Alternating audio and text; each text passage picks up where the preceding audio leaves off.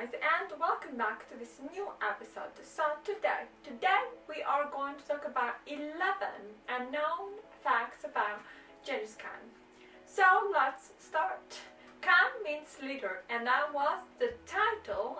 It was conferred to him in the Kurultai.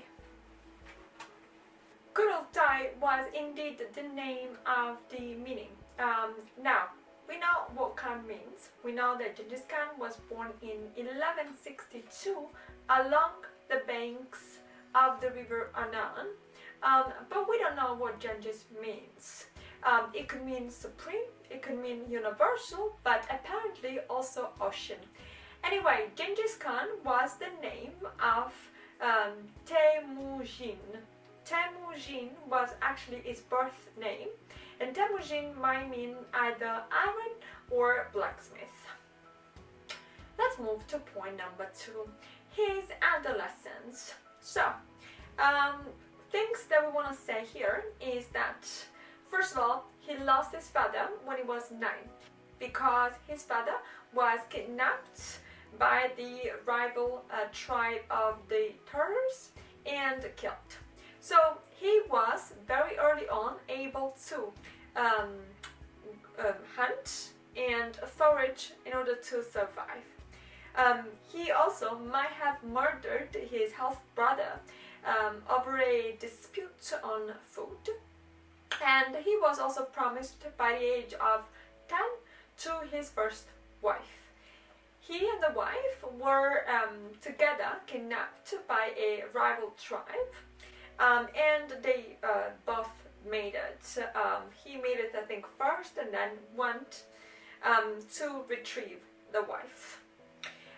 In his early 20s, Genghis Khan was already a formidable leader and a formidable warrior. Now, point number 3. We do not have any contemporary description or contemporary sculpture or portraits of Genghis Khan. None. We have descriptions that are like later people describing Genghis Khan, and the accounts vary a lot also. We have one account by Rashid al-Din that describes Genghis Khan as with green eyes and red hair. Now, this seems a little unlikely because it is true that the people from those territories were hugely different. And it is true that red hair and green eyes might have been a possible type, but Genghis Khan, not really. That is a bit of a stretch. So let's go to point number 4. Trusted generals, because Genghis Khan loved to pick people he could trust. Sometimes those people were directly coming from his own tribe. Other times he would pick them out of rival tribes. For instance, this time we are in 1201.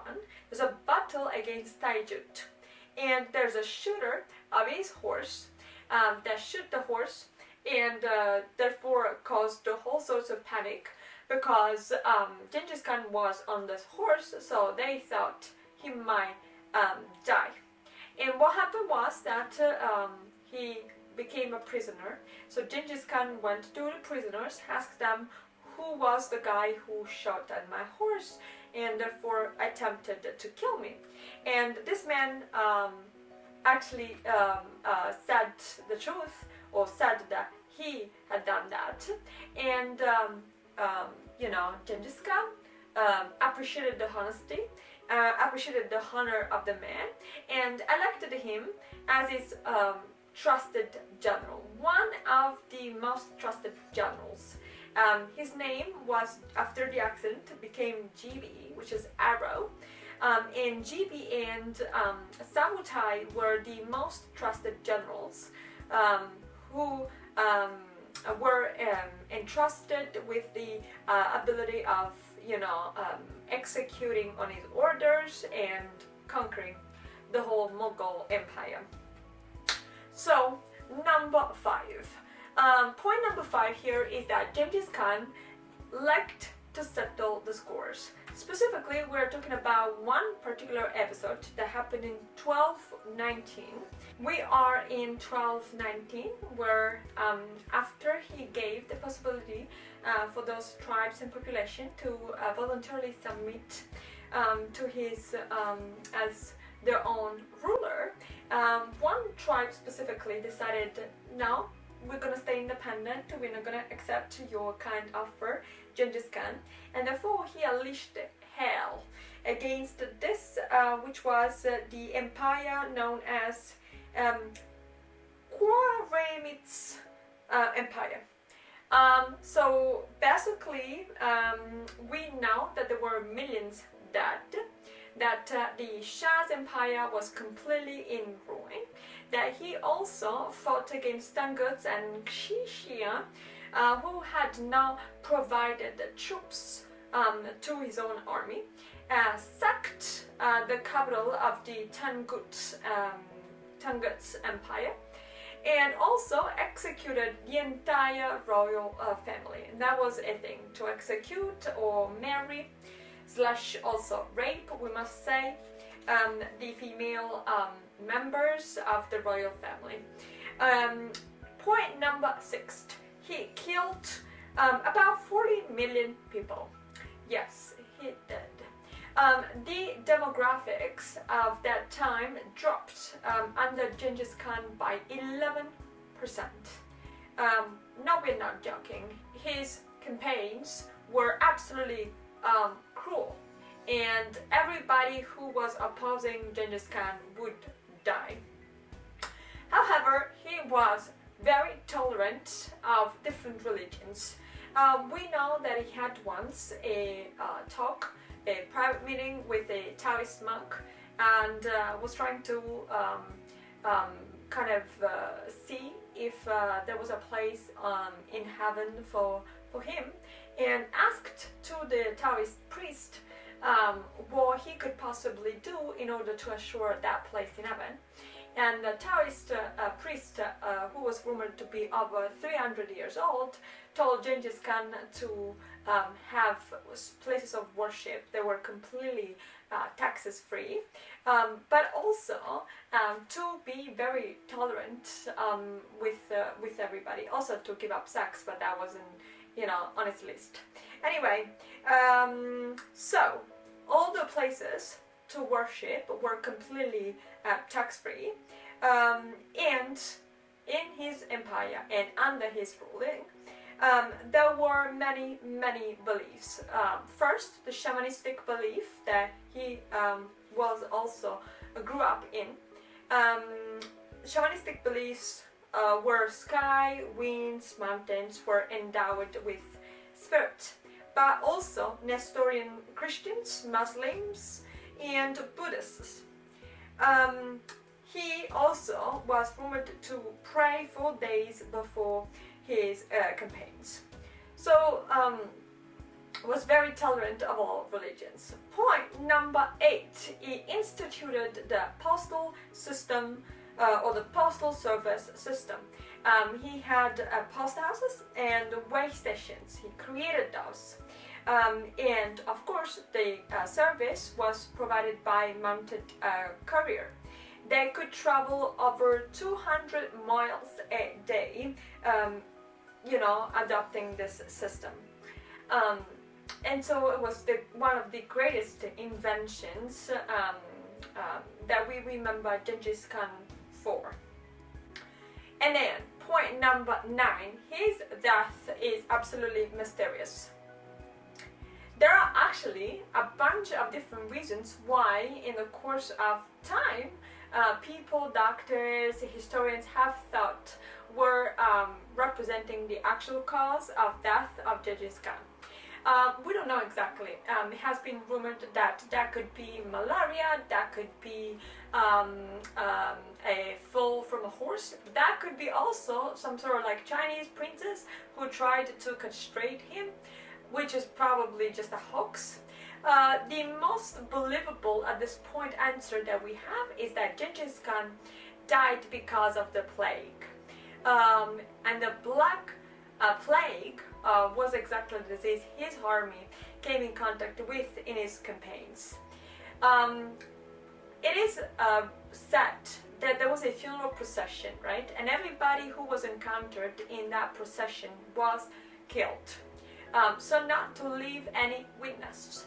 And it is being rumored that the people who were organizing the funeral procession rode these horses over the burial over and over again, just so that nobody could identify the burial site. He apparently was buried in a Mongolian mountain known as Burkhan Khaldun, but nobody up until this date has been able to find his burial site. Then, finally, point number 10. It is what happened in the 20th century with the Soviet Union and with the idea that the name of Genghis Khan was completely banned. We do know that right now in the state that is called Mongolia, we have the old Mongolian alphabet. We also have heavy presence of the Cyrillic alphabet, which is basically the Russian alphabet. We know that the name of Genghis Khan was completely erased and banned from history and from history textbooks, but now his name has been restored, his fame and his glory being restored in Mongolia. Last point, last unknown fact that we have for today is a research. A research carried out in 2013 on the Y chromosome, and so on the male direct descendants from Genghis Khan. It has been found that 16 million, not joking here, 16 million descend directly from Genghis Khan. Why is that? First of all, because Genghis Khan had a lot of women. Inevitably, he had a lot of women. We calculate 6 wives, but his actual private life includes a lot of raping and a lot of concubines. So we might easily imagine that 6 wives, all the children, children of the children, and so on and so forth, for several decades would make up something like 16 million people, which is an incredible amount of people. Alright, now we have to say that, of course, the privilege of marrying multiple women was reserved to his sons and everybody that was high rank. Genghis' son Toshi had 40 sons. Kublai Khan, who was Genghis' grandson, had 22 legit sons, but then every year would add 30 virgins to his harem, and so that would make for more than 22 sons probably. Genghis Khan had a type. The type was long hair, small nose, rounded hips, and then beautiful voice. So he definitely had a type, though he preferred to sleep, first of all, with many women. Second of all, possibly also with many women at night, right? So multiple sexual encounters there. Plus, he preferred to sleep with wives and daughters of rival tribes. So just, to settle scores again. He had a lot of respect for his first wife, Borte. We talked about her very briefly at the beginning. She was promised to him when they were 10. They got married at the age of 16. They got abducted together. We said that they were abducted, and then he wanted to retrieve his wife, which is true. His wife stayed in the rival tribe for 8 months, and in that time she was raped, unfortunately, many times. So she had a child, Yoshi, and Yoshi was completely recognized by Genghis Khan at the time by Genghis Khan as his own son. So he did not disavowed or he did not refuse to acknowledge Yoshi as his own son, which is admirable for that time. And Borte was also awarded with the title of Grand Empress of the Mughal Empire.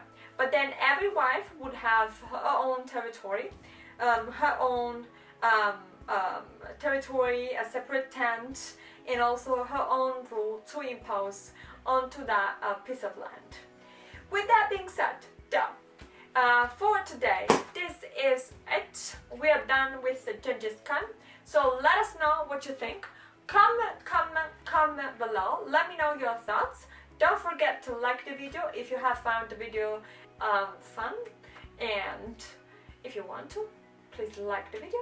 And also don't forget to subscribe to the channel and hit the notification bell so that you can receive every new update.